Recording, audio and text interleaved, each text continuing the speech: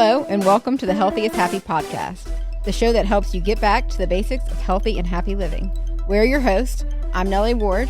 And I'm Jennifer Maha. This podcast is the passion project of two friends who believe that healthy living is happy living. Always look for the good in others, never stop believing in the power of positivity, and think a little hard work goes a long way. To us, healthy living is simply a commitment to making daily choices that keep us on a healthy trajectory, both physically and mentally. We believe it's a lifelong journey, not a destination, and we like to be your co-host along this journey. Buckle up and stay hydrated. It's going to be an epic adventure. All right, guys, welcome to episode 6 of the Healthy is Happy podcast. I am one of your hosts, Jennifer. Obviously, we have Nellie here today, and for the first time ever, we have a real in-studio guest, Ben Lowery. So Ben is here today to tell us about his Ironman journey, right? So one of the things we talk about in our podcast is making healthy decisions in your life, both big ones and small ones. And Ben is here to tell us about how he started making small decisions that became a pretty big decision, and his entire journey into and I guess out of the Ironman world from beginning in triathlons. This is a very loosely scripted show, so we wrote some questions down and we're gonna start with a few and just have a good conversation. So Ben, well, let's lead off with the fact saying that Ben is probably one of the nicest and best humans on earth. So true story. That is I think that's very prevalent to be said on this podcast. Yeah, y'all are way too kind. But He's also an Eagle Scout. Yes. Eagle Scout and part-time minister when there's an available church and a listening crowd. Yeah. Right. So if there's something I can find to do to be busy, that's what I'm going to do. If it's teaching in church or Ironman or whatever it is, I'm going to go all in and do that thing really hard. And do it very well. Yes. Everything he does very well.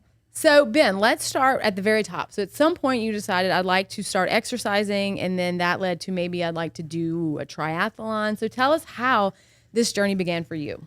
Yeah. So, the way they say that you're like the sum of the people that you hang around. So I think that's kind of what happened here is because we moved to this neighborhood, we moved to the Bluffs in St. Francisville, and there's this weird thing that happens there because you have this high concentration of triathletes that all live in this same little area in the neighborhood. I think if you were to look at all the neighborhoods in the country per capita, St. Francisville has to have the most triathletes in it.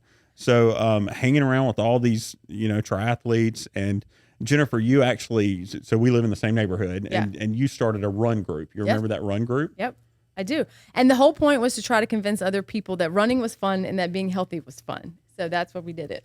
Yeah. And so that's really, I look back and that's kind of what got me off my butt and got me active was that run group. Because before, I wouldn't really say that I was sedentary, but I played golf and some stuff like that, but I didn't run or bike or swim or anything like that. And then, so you started that run group, we started meeting up and running, and it was hot. If I remember, it was July. Yes. It was 2018. Yes. Yeah. And, I would sweat and huff and puff and nearly die on a 2-mile run.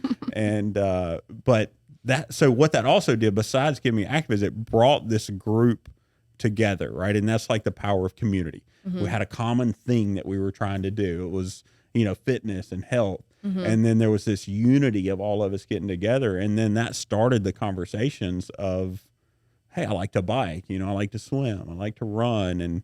And I remember one of our other neighbors, and that's going to be a theme here, it's neighbors and community.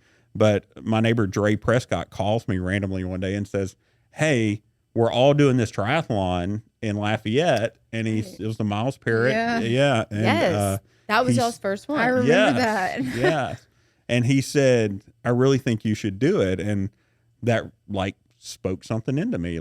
Dre thinks I can do this. Maybe I can do it. Mm-hmm. And it was, it's a really short distance, and I felt like I nearly drowned in the pool, but well, and the wait to get in the pool swims are hard because the pool's only so big. And so you have to wait a good hour and a half just talking to everyone who's standing near you. I think something that's interesting that you said is that the idea of community. And I know as runners and triathletes, when we all get together, or at least more than one of us, we just tend to talk about what races are you doing? What are you training for? And anyone standing around sort of gets sucked into that energy. And then it becomes sort of contagious at that point, right? So that run group, I think we had Terry and Jared Babin were in it, and they had both done an Ironman at that point. Dre was looking at doing triathlons and getting into that, and his wife, Mary Margaret. I was there. Paul was there. Paul was kind of considering doing it, and his sister was sort of doing it. So there was a lot of us who had either done it or were thinking about doing it. So without knowing it, it was kind of the perfect storm to sort of bring people together and then start socializing around activities that were healthy for us. Yeah, 100%. So did you train for that first triathlon, or were you just kind of like, I got the bike, I got the goggles, and I'm just going to go for it? I mean, it was just, I'd started running already, and I went and bought a bike at a pawn shop. I think I paid like $80 for a bike at a pawn shop. Yeah. And so I started riding it a little bit, and then I could not drown, but I couldn't swim, and Jared Babin got me in the pool on a Sunday morning at 7:00 and started just showing me the basics of swimming. And I think that's what got me through that first triathlon. That first one. And your son did it with you, is that correct? Yes. Yeah. Yes, he did. I remember and he beat that. me. Yeah. But you know who didn't do it? Dre Prescott. Yeah.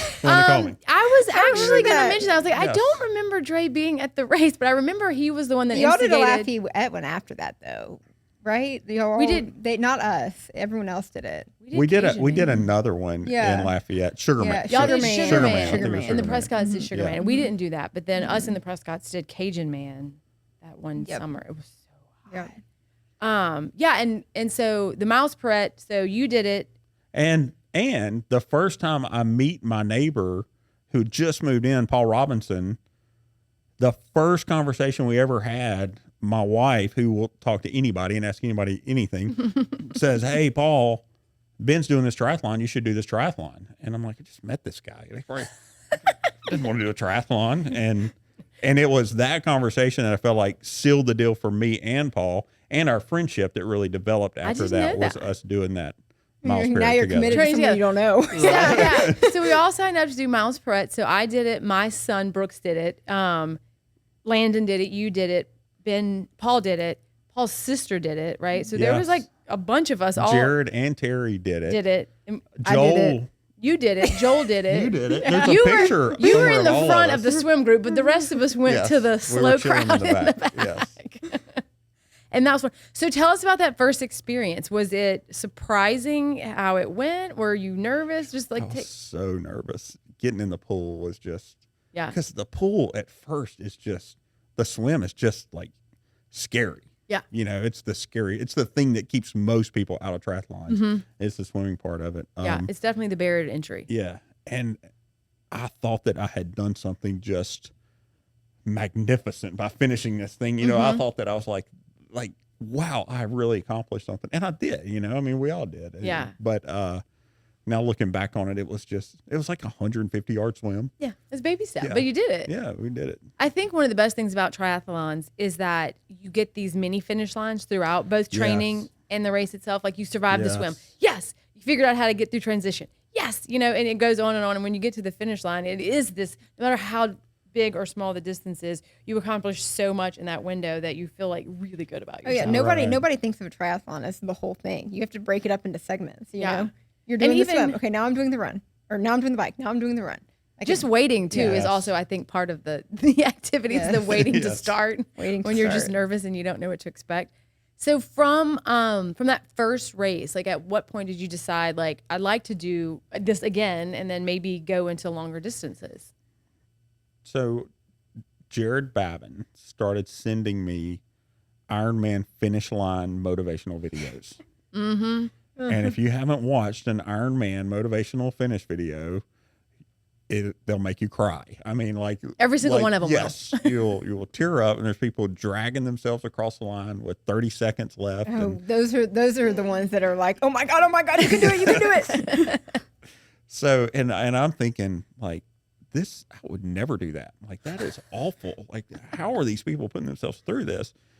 And then he'd send me another video, and I would watch it. And I think eventually, of course, with the community of Ironman around us, and everybody's talking about it, and it turns into like, well, maybe that is something that I can do. Mm-hmm. Then that's something that I want to do, and then eventually it turned into that's something that I'm going to do. Yeah. And like, I'm gonna do that. I'm gonna cross that finish line. Yeah. And that's kind of when it, like, the realization that it's achievable. I think it's achievable. So I want to try to do it. And if it's achievable, then, you start to see yourself in that person's steps and you're like, okay, now what? Right. Yeah. Right. So how many races did you do prior to the Ironman? Like officially signing up, training, like. So it gets kind of choppy because of COVID. Yeah. Yeah. Y'all trained through like some cancellations. Yes. Yeah. Yes. We did Miles Parrott. We did Sugarman. We signed up for a half Ironman in Chattanooga, which I just did a few weeks ago. Paul and I did that one a few weeks ago. And that was the one that we signed up for in 2020. Yeah. So we just did it. Yeah. We deferred that far. Yeah. For 2 years. So we did those 2 races. And then when the half Ironman in Chattanooga didn't happen, we did Nottingham. Yeah. Nellie and I Yes. were the race directors, I think. Yes, y'all were. And Amanda made the medals. Yes. Yes. And there was like a weird pool float that was the finish line. Yes. It was. That It's in all the dragon. pictures. Yeah. Yes. So we did that, and that was so much fun. That Yeah. was a fun race. That was And awesome. We did. Dre Prescott did do Nottingham. Yeah. Yes, he did. He did. He did. It was hot. It was so hot. It rained on us during the run, which I think saved my life. Yeah. But we did that, and we did that New Roads Tri-Fest that they had. We did a half there. Yeah, in September. So October. maybe if you counted up like a total like 6 races. Yeah, so before. not many. Yeah, not a We whole lot. did another. Did we not put on another like not triathlon? Yes, we did. We called At it some point. So our group, the Tridads? Tridads breakout, Yes. Yes. Yes. Yeah. Yes. and the You were out of medals town for were that one. Yes. like I kept yogurt my dog cups. at your house while I was at the. Yeah, I was at baseball. Yeah. I assume. That was fun. That was a lot of fun. So take us through some of like, well, first of all, a little background on that. When Ben and them did their Ironman, they did Ironman Florida in 2020, and that was the only Ironman that happened In North America. in North America in 2020. And Nellie and I, Nellie coached them, and we were on like pins and needles, like going into the race, like, please don't cancel this one, please don't cancel this one. And they didn't. And so like that window was like incredible that you guys got in there. Got canceled like a week after the Florida finished. Yeah. Like insane. It was so the close. only one. They got so lucky. I was clicking on that Ironman website like 10 times a day to see if it had canceled. Yeah. And it must have just been prayer. That's the only reason Yeah. that it happened, because man, everything else was canceling. Everything. And we were so sure it was going to cancel. And Well, it there were didn't. so many great stories from that race too. Like with y'all being our athletes racing, but then all of the people that were finishing at that race and where they had come from and what they got through during COVID and how it was kind of like their mental escape during the shutdown. Yeah. So and then it was the first ever Down syndrome athlete. Down syndrome Yeah, finished. and finished that race. So there was a lot of wonderful things. It was an that happened emotional that race day. Yeah. So take us through just some of your like training and like that decision of like, hey, Paul, let's go do this thing, and like, what do we do next? Yeah. So, Paul, when I finally signed up for Ironman, we had been talking about it, and just randomly in the middle of the day one day, he sends me a screenshot of his registration for Ironman. And I was like, It sounds like Paul move. sounds like Yeah. what are you doing? And so I picked up the phone. I called, what are you doing? He said, we're going to do this. Like, we're going to do it. And he said, we're going to get Basic to coach us. Yeah. And I was like, okay, all right. And then I called John Robert. I remember sitting in the parking lot somewhere, and I called him, hey, do you think it's possible that in 11 months time that I can train and do an Ironman? And he said, yeah, it's possible. He said, That's all I need to know. Okay, thanks, bye. because if John wants to like win every race that he does, And he's like a crazy fast swimmer. Yes. He's a very talented athlete. And so anyway, so I talked to y'all, and he said, absolutely, we can do this. And so we did it. Consistency is key. You live and die by Determination. training peaks Yes. for yes. Months. your Green life. boxes. Green box. Yes. Green box. Yes. But I would say a lot of people sign up for Ironman, but if you want to really increase your odds of finishing, you get a coach. Yeah. and you get somebody to do it with you. Yeah. Like that's going to Yeah. increase your odds so much. Yeah. On finishing. So what do you think those two reasons are though? Like, I mean, because we both, I think, completely Oh my agree with gosh. that. Both of us have always had a coach and B, a partner in crime or multiple to kind of keep you going through. But for you, what were those things that sort of helped you keep going during the training? Because the training, I think, is probably the hardest part. It's harder than racing. Oh yes. Yeah. Yes. You told me something about like racing versus training. And I always hang on to this, and the race is the celebration of your training. Yep. Yeah. So That's the fun day. yeah. Yeah. You're hazing the barn, you Yeah. know, as they would say. You know, it's just time to light it on fire. Right. Watch it burn. Put it all together. But I think the reason, for me, like the training part, you know, you can push your body to do a lot of stuff. Mm-hmm. You can, and you have control over what that is. What you don't have control over is what your mind starts doing during that time, right? Like you go. I'm not a real emotional guy. Yeah. But I shed some tears training for Ironman. Oh. You know, like your mind starts going nuts, Yeah. and it'll start making you doubt yourself. And there were some tough times here, and I think having on the coach side of it, being able to talk through those things, Yeah. and for you guys to reassure us that It's a normal feeling. yeah, this is normal. Yeah. Yeah, you know, everybody you're does gonna be this. fine. You know, And how to get Eat out a of snack. it. I think, Right. Yeah. Right. So I know I'll share with y'all my darkest moment ever training for my first Ironman, because it's the same thing. Like, I'm not overly emotional, but like there was a hot minute I was training with Tracy, our good friend Tracy, who's done 13 Ironman now. Yeah. And we were both doing our first one. We were riding up 421, and I was just cooked. I mean, I was just dying out there, and she is such a good cyclist. And every hill we would go over, she would get further and further away from me, and it just was demoralizing. And so I get up, and if you've ever ridden 421 going up, like in the northern direction, there's that massive hill at the top of it. And so, Red Bug Hill. Yeah. yeah, I made it to the top of Red Bug Hill and to the flat part, and then I unclipped off of my bike, and I was sunburned, I was starving, I was alone. I just thought I was going to die, and I got off my bike, and I gave myself 2 minutes. And in those 2 minutes, I cried, and I said every curse word in the book. And Yeah. I was like, the only way home is to get back on this bike. Yes. And I sucked it up, and I didn't cry again. But like in that moment, it was, I just thought I'd been abandoned, and the wolves were going to eat me, and it was terrible.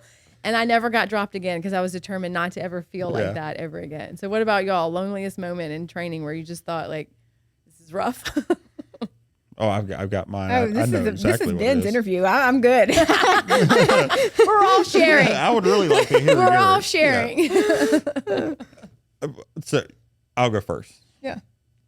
It's the first 80-mile ride with me, Paul Robinson, John Robert, Shay Rogers, and we went across the Ottoman Bridge, and we were coming back, and it was hot. I mean, like really, really hot. And I was on my second flat. Ooh. Had my second flat, and we're on Ottoman Bridge. There's no escape from the heat, and it was like, I think somebody figured out. I think we spent like an hour and 10 minutes on that bridge. Two of us had flats at the same time. We're trying to get them. It was awful. And It's there's no terrible. shade on that bridge. There's no shade. It looked like I had melted. There was so much sweat underneath me. Somebody took a picture of the sweat spot that was underneath me. And we get back on the bikes, and we get across the bridge, and we get over to Highway 61 and have another flat. Oh God. My third flat, I'm completely out. You know, I have tubes. Everybody's used everything. I'm done. Yeah. Like Just done. cancel it. I'm out. Walking my bike up the hill. I think I throw it in the woods, and I sit down, and I call my son to come pick me up. And I was kind of like you. Yeah. I took a few minutes, and I said, you know what? I know I'm feeling sorry for myself right now, but I'm just going to sit here, and I'm going to be mad for a few minutes. I'm gonna get it and, out. like, I'm gonna pout. I'm going to pout. And I was. No one can see me, Yes, so I'm just right. going to do it. I'm going all in on this emotion. So my son came and picked me up and got me out of it. And then what I realized later is we always took Tylenol before we went on the ride. And we'd take a double dose sometimes. I had taken a double dose of Tylenol PM that day and went out on the ride. Oh. Yes. And Oh my gosh. That's tough. The fact that you didn't fall asleep is pretty impressive. I remember going out. That's torture. That is torture. I would have fallen asleep on my bike and fallen in a ditch. Well, we took off. I remember thinking, man, I'm so sleepy. like 10 minutes into the ride, like, man, why am I so sleepy? Like, I don't know. Sleeping pills. So that's a good one for the audience. Don't take Tylenol PM before riding your bike. Oh everyone. my gosh, that's great. I don't think I ever knew that story. I No. knew the story. I didn't know the Tylenol PM part. No.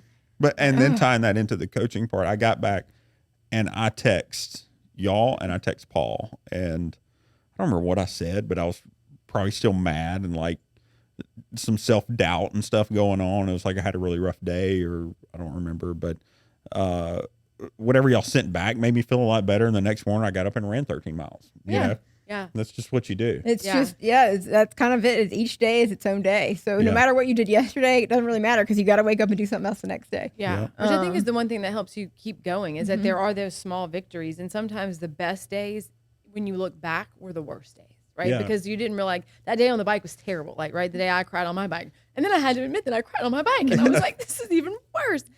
But it makes you strong, and you realize, like, if I didn't give in then I can keep going. Then I can keep going. And I think that's what builds character and gets you through the rest of it. So if we just put, like, the worst day aside, what was maybe your best day in training? We got to hear Nellie's worst day. Oh, that's true. You're not getting out of this one. I mean, I'm trying to think. I think there were a lot of days where I had tears on my bike. That is for sure. Yeah. Yes. But I think actually my worst day wasn't necessarily physical exhaustion. It was the day we were all going to go do 100 miles for, I think it was Chattanooga. Yeah. And we were It was leaving the big from the group. Bluffs, and it was a massive group, and I was stoked about it. Cause like it was everybody. It was going to be so much fun. We were going to go ride to Captain Doug's. Captain Doug's. Like it was going to be a fun day. And we start leaving the Bluffs, and I clip in. We're heading out. The clip on my shoe broke, and so my right foot would not clip in. And you can't ride on a cycling shoe. Like you can put it on a tennis shoe and ride. You can't ride with a cycling shoe without being clipped in, especially for 100 miles. Yeah. It was just going to whack up my hips. In So we August went and like 103 100 degrees. Yeah. So we went to Terry Babin's house. Yeah, we circled back. We changed the route because Tried to 4 get of her us shoes. broke off to go back. And Yeah, they didn't work, and it was a 100-mile day. So I was like, everyone else left. I made it 2 miles. I had a little bit of a pity party, but I went. you went to New Roads. I went to New Roads, ran 20 miles, and you then swam, went, I think. Swam a 4,000 and ran 20 miles while everyone my else goodness. was doing their 100-miler. And then I met them at the top of 421 with Cokes. And I'm not going to lie, Nellie was like that mirage that you hear about. Like we're riding up and someone's like, who's in the road? And we're like, I don't know. And like you're still climbing, you're climbing. And at that point, when we turned around, we were at mile 80. That would have been mile 80 on the way back.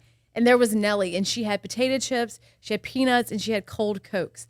And I don't know that I've ever been so happy to see Like Nellie. a training angel. Or anybody. I mean, I was the most She was popular just, person. like, All I hear hanging is, out. it's Nellie! And I was like, I have treats. And we were like, oh my God. And then we all, I think, cried because we were just so happy. The sugar and the salt combination was just But that's how glorious. long you're on your bike. Okay, so they were at mile 80. I had gone back to Jennifer's house, driven to New Roads, changed clothes, swam 4,000, ran 20 miles, got in my car, bought snacks, and still met them at mile 80. Yeah, and we still had 20 miles left, which was a solid. We weren't riding 20 miles an hour, so that was a good hour and 15, 20 Yeah, and minutes then for everybody to finish. You know what I did? I had that week, I got up at like 3 a.m. and did mine on the trainer.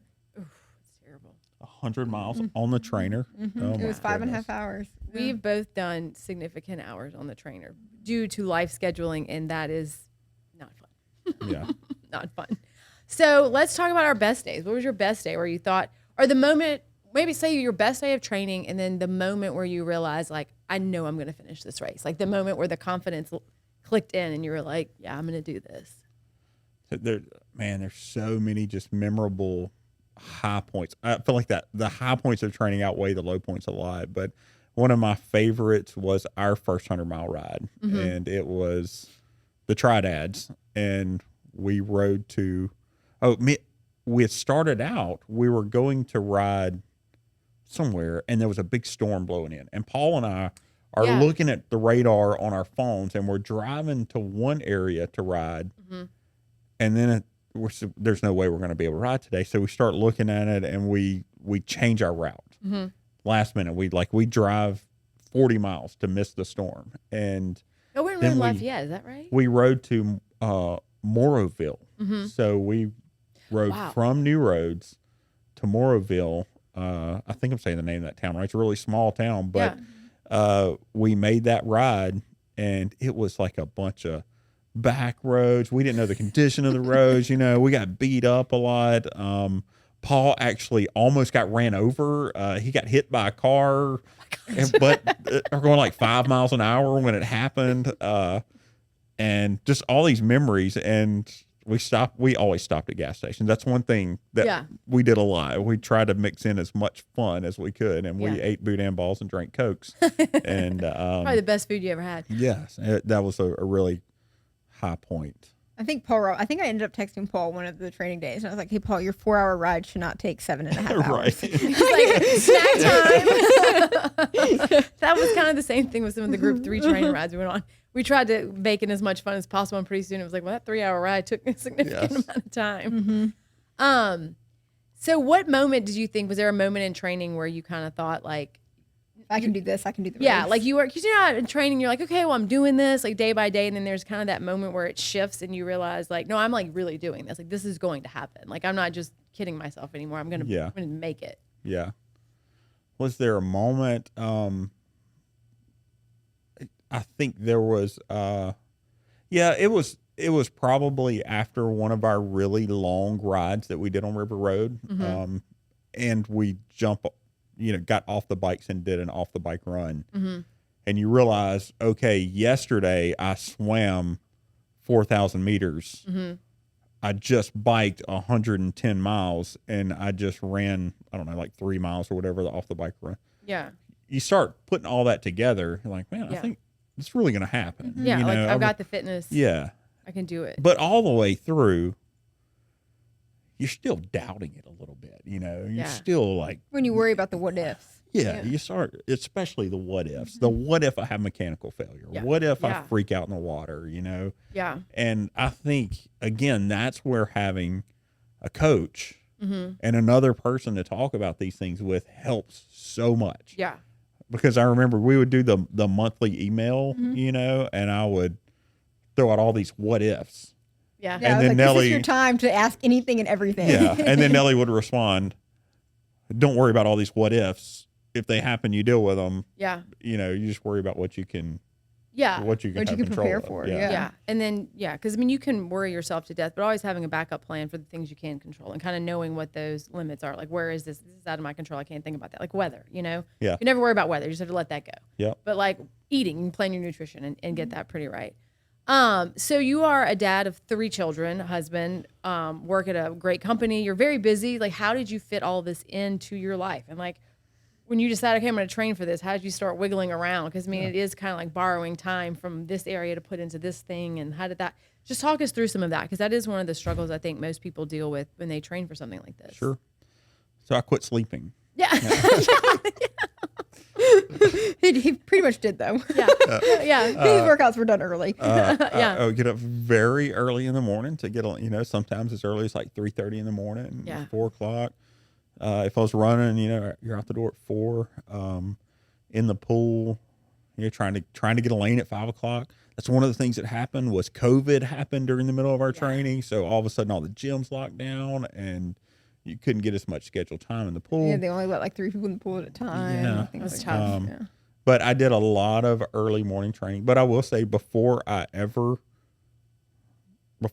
pushed the button on signing up for Ironman, I called my wife, Jamie, who was just great through the whole thing. She was very understanding. But I called her and I said, look, this is going to take up a whole lot of time.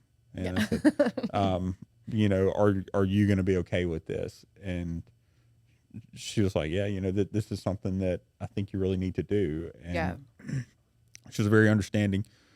And on Saturdays, what I knew that I could get a lot of it done early in the morning. What I didn't take into account is after you ride a bike for 100 miles, you don't want to do anything for the next day, for the rest of the day, right? Like you're next done. Day.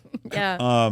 And the night before when you're out with your friends and you're looking at your watch, like, I oh gotta my go to goodness, bed. it's 10 o'clock at night. I got to get home. 10 o'clock, it's 7:30. I gotta get home. Yeah, your social life shifts from like just hanging out with people at night or maybe having a beer or two to like I'm socializing while I'm on a bike, and that's all the socialization I have the mental capacity for. I saw one of my old emails, my monthly check-in emails with Nelly the other day, and I put in there like 4 times, like, I'm really sleepy.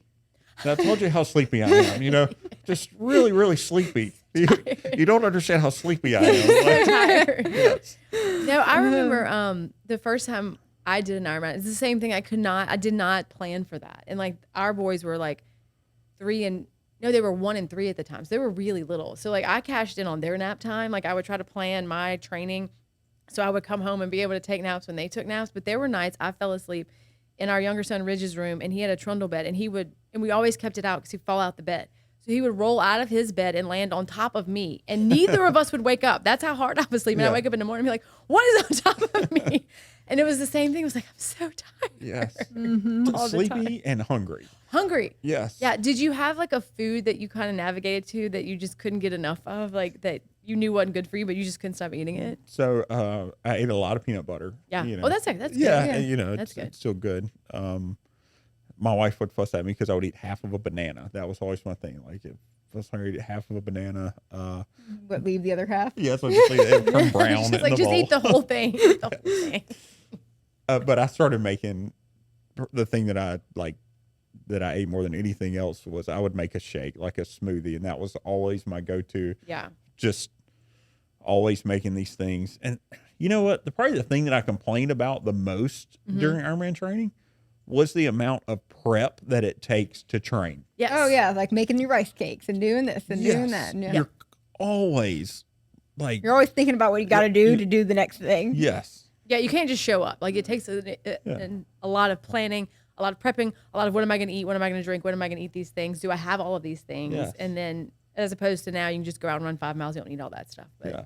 Well, that's like whenever we trained, I got really big on the eating real food, so it was like everything I did was homemade, dehydrated. I did a lot of dehydrated mangoes because they were sugar and they were simple and I could pack them. I still to this day cannot look at a dehydrated mango. yeah, I can't eat grits for the same reason.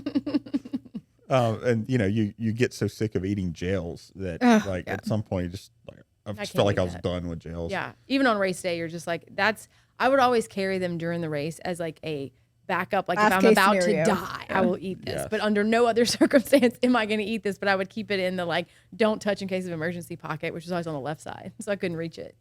We started boiling those small potatoes, Yes. and putting salt and like So good. Tony's on those and riding with those. I really liked that. That was probably my favorite. That was her idea. I did I'm that, gonna tell you, yeah. there were so many rides where we would start off and she had a gallon Ziploc bag of like these mini potatoes and she would pocket. stick them in her pocket. I would ride behind her and she looked like she had a massive like growth on the back of her Yes. back and Yeah. it would just get smaller throughout the ride. Yeah. I mean, I did that for the second Ironman I did, which is Ironman Texas with Nelly, and the people who were like passing me were like, "What is in your jersey?" And I was like, "Potatoes," and they were like potatoes, and I was like, "Yeah," and they were like, "That's new," and I was like, "Would you like one?" And so I shared a few potatoes along the way, Oh and my then gosh. there was a day a dog was chasing me on 421, and Throwing so I was potatoes like at yelling him. at the dog, and I was like throwing potatoes and riding as fast as I could. And I never saw that forgot dog about again, but that. I was real hungry a few miles later because I fed all my potatoes Well, to and the like, dog. I don't know if anybody else, like, I loved this about Ironman training. You show up in your car and you're packing all your stuff and you're like, what you got? What you got? Yes. Oh, Yeah. you want to trade with Yeah. The okay, sharing okay. of the snacks. Yeah. And you're like, that looks way better. You feel like a kid on Halloween. Oh, you want to trade for this? Okay, okay. Because you can only eat so much of what you brought. So there's always somebody who brought something better. And you're like, I never Right. thought about trying They that pull up next before. to you and they're pulling out something and it looks Yeah. And delicious. you're like, ooh, I can have some of that. Like I gave you Yes. some potatoes one day. Yeah, I was on death row because of Gel. gel- Fuma gels. No, it was in the Stinger waffle. Oh, it's the Oh. stinger waffle. I ate a sugary thing and I went down fast. I sat at that playground by you, Paul, and I was like, I don't think I can do this. She was like, eat a potato. I'm telling you, the potato saved my life.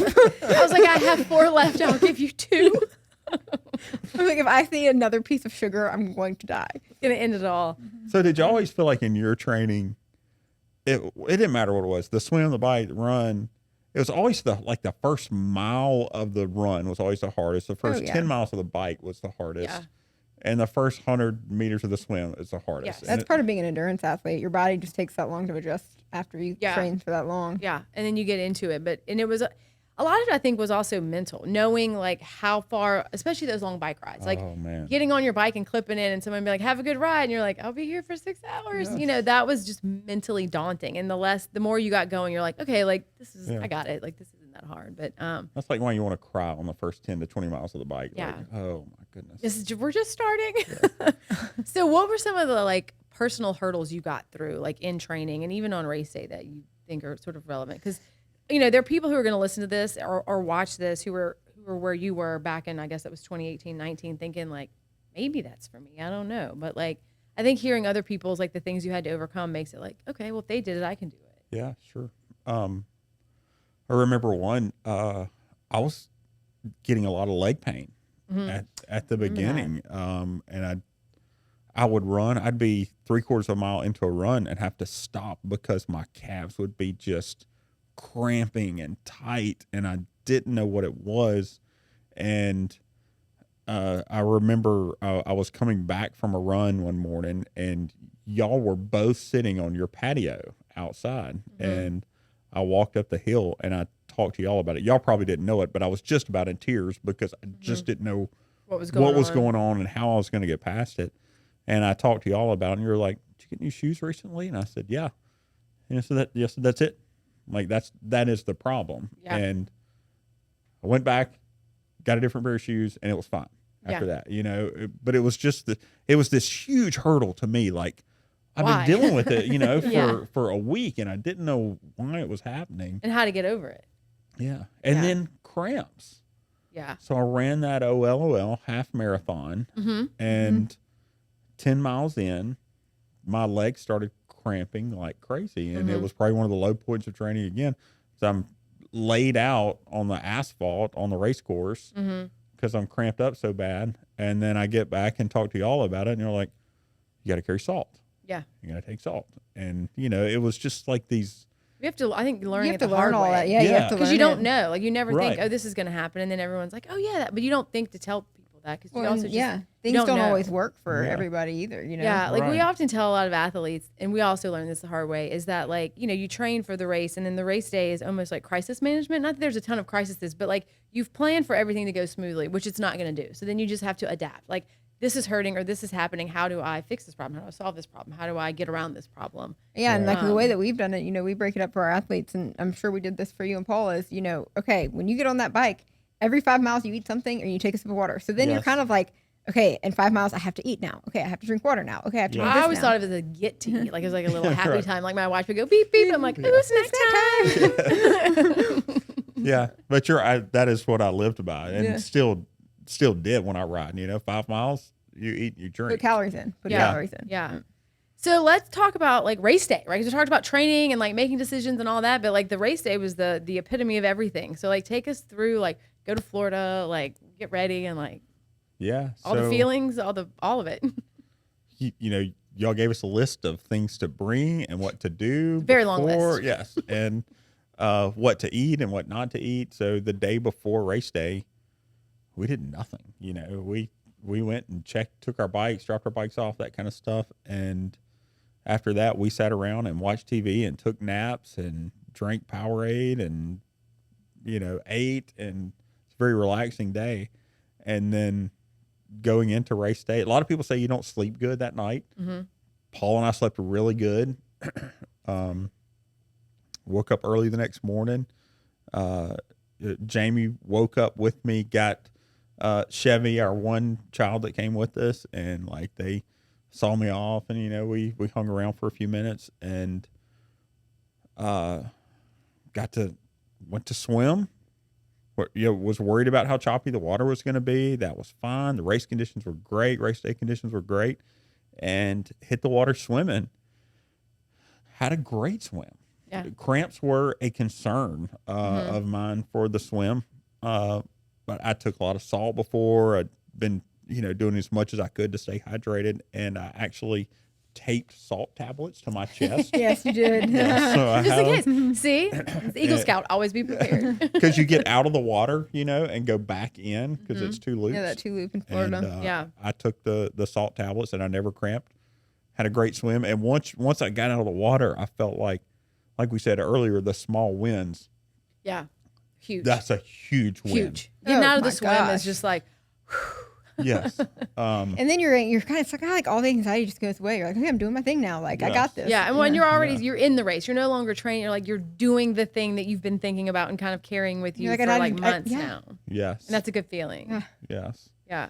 So, you know, went to the bike. don't like the bike was great. It was the best bike ride I've ever had. Like, That's awesome. just Ben felt had like a stellar race that day. passing people, every now and then I'd see Paul coming the other direction. And when I realized he wasn't that far ahead of me, I was like, dang, I'm close to Paul. Cause he was faster than me on everything. Yeah. And I mean, he weighs like 100 pounds, Yeah. Super lean. Yeah. And so I see Paul, like, man, he's not that far away. And just had a great bike. And then I got off. My family was at transition, and then you just light up and you're fighting back tears when you see them. And I stopped and talked to him. And Jamie was like, you seem like you're doing really good, are you doing good? And I was like, we're going to do it.